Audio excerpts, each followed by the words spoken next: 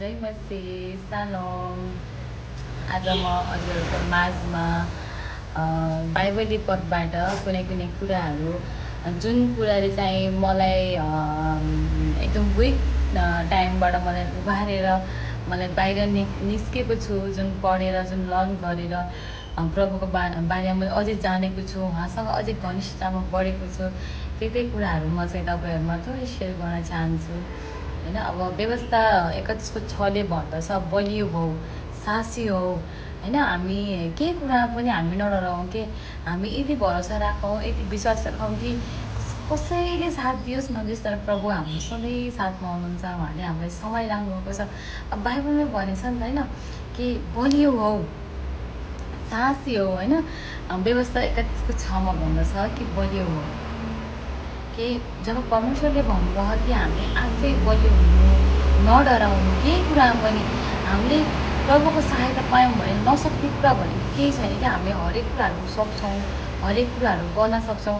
त्यही कि हामी आफैलाई चाहिँ डाउन नगराउँ कि आफूले कि त्यो कन्फिडेन्ट लेभललाई चाहिँ तल नगरौँ, त्यसलाई अप गर्नु पऱ्यो कि जति कुराहरू हामीले अहिले सक्छौँ त्यो अझै प्रभुको साथ पाएर उहाँको विश्वास उहाँसँग भएपछि हामीले त्योभन्दा अझै नेक्स्ट लेभलको उहाँले गर्ने काम र उहाँभन्दा अझै ठुल्ठुलो कामहरू हामी गर्न सक्छौँ भने हामीमा पनि होप हुनुपर्छ कि प्रभु त सधैँभरि हाम्रो साथमा हुनुहुन्छ होइन।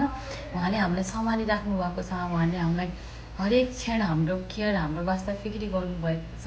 अब यसाया 41:9-10मै पनि त भन्नु त नडरा, त पानीबाट भएर जाँदा त आगोबाट भएर जानु त परे पनि, चाहे हामी जस्तो अवस्थामा जानु परे तापनि परमेश्वर हाम्रो सदा सर्वदा हाम्रो साथमा हुनुहुन्छ। हामी निरुत्साहित भने नै पर्दैन। हरेक कुरामा हामीलाई सम्हाल्ने, हामीलाई अँगाल्ने, हामीलाई प्रेम गर्ने, हाम्रो हरेक अवस्थाबाट हामीलाई उभार्ने हाम्रो सधैँ हाम्रो साथमा हुनुहुन्छ।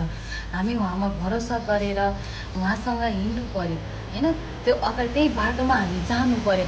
अब 1 पत्रुस 2:24ले पनि भन्दछ नि, हामी पापमय जीवनबाट हटेर हामी स्वतन्त्र भएर, हामी खुसी भएर, हामी आनन्द भएर जिउनका लागि क्रुसमा टाँगिनु भयो। प्रभु हाम्रो निम्ति हाम्रो पापहरू, हामीले गरेको अधर्महरू, हामीले गरेको नराम्रो व्यवहारहरू चाहिँ प्रभुले लिनुभयो कि ताकि हामी चाहिँ स्वतन्त्र भएर बाँच्नका लागि हाम्रो हरेक पापहरू उहाँले लिएर लिनुभयो क्या उहाँले।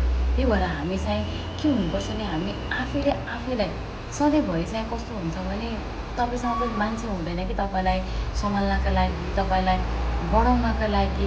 हामी आफै बढ्ने हो कि हामी आफै गर्ने हो कि हामी के गर्न चाहन्छौँ होइन। त्यो काम गर्दाखेरि हामीले चाहिँ प्रभुको अगुवाई लिएर उहाँको सहायता मागेर हामी अगाडि बढ्न सक्छौँ। किनभने हाम्रो हरेक पाप अधर्म, हाम्रो हरेक कुराहरू प्रभुले लिइसक्नुभयो नि त। असाध्यै प्रभु आउनु मलाई सिकाउनु, मलाई डराउनु होइन। प्रभु हामीसँगै हुनुहुन्छ, हामी भित्रै हुनुहुन्छ। हामीले उहाँलाई जान्नु पऱ्यो, हामीले उहाँलाई चिन्नु पऱ्यो। अनि हामीले चाहिँ बुझेर कि प्रभु हामीसँगै हुनुहुन्छ, हामी चाहिँ अगाडि बढौँ, उहाँलाई अझै हृदयदेखि नै उहाँलाई साँचो प्रेम गरौँ होइन। हामी उहाँको प्रेमको बदलामा त हामी उहाँलाई किन दिन सक्छौँ तर हामी आफ्नो साँचो हृदयबाट उहाँको आराधना गरौँ, उहाँको प्रशंसा गरौँ, उहाँको महिमा गरौँ। जय मसी।